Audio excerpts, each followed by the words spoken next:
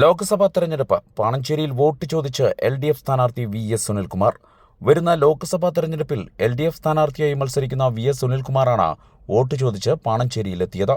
ഒല്ലൂർ നിയോജകമണ്ഡലം MLAയും റവന്യൂ മന്ത്രിയുമായ K രാജനോടൊപ്പമാണ് മണ്ഡലത്തിലെ പാണഞ്ചേരി ഗ്രാമപഞ്ചായത്തിൽ എത്തിയത്.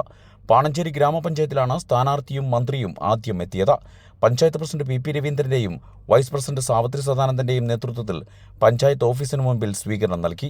LDF പ്രതിനിധികളുടെ നേതൃത്വത്തിലും സ്ഥാനാർത്ഥിയെ ഷോളിട്ട് സ്വീകരിച്ചു.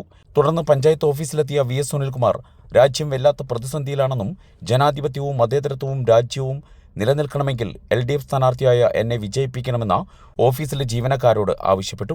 പഞ്ചായത്തിൽ നിന്നും ഇറങ്ങിയ സ്ഥാനാർത്ഥി പാണഞ്ചേരി PG വില്ലേജുകൾ, Pattikkad government LP school, Pattikkad KSEB office എന്നിവിടങ്ങളിലും എത്തി ജീവനക്കാരോട് വോട്ട് ചോദിച്ചു. LDF നേതാക്കളായ KP Paul, MS Deepu, Mathew Ninan, Sanil Vaniyampara, M Balakrishnan, Baby Nellikuzhi, Avarachan, Raju Parappuram, KA Abubakar, PV Sudevan, KV Chandran, Jinesh PC, ജനപ്രതിനിധികളായ KR Ravi, PS Vinayan, ET Jalajan, Subaida Abubakar തുടങ്ങിയ രാഷ്ട്രീയ പ്രവർത്തകരും സ്ഥാനാർത്ഥിക്കൊപ്പമുണ്ടായിരുന്നു.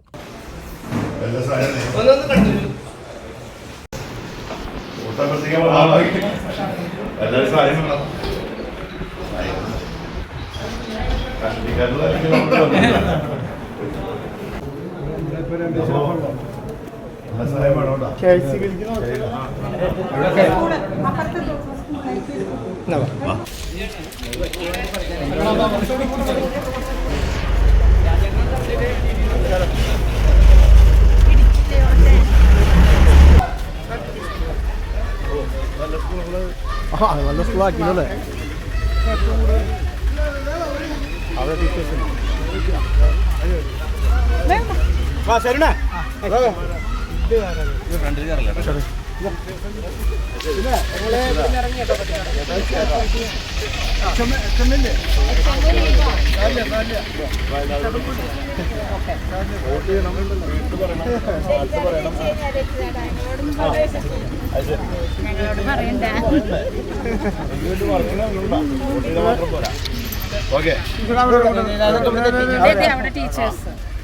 ടീച്ചർമാരെ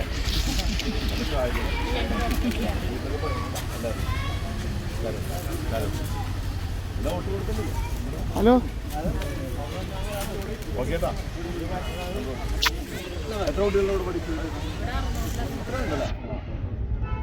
5 കോടി കൊടുത്ത രാജൻ നമ്മുടെ സ്ഥാനാർത്ഥി വീട്ടിലൊക്കെ പോയി പറയാം.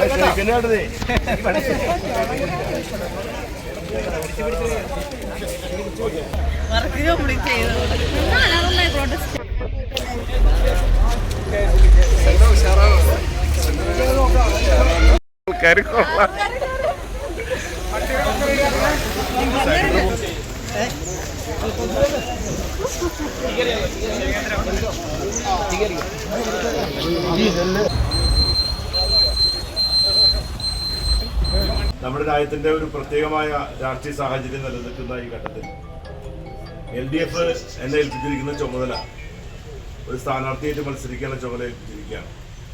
ഞാൻ കേവലം സ്ഥാനാർത്ഥി മാത്രമാണ്.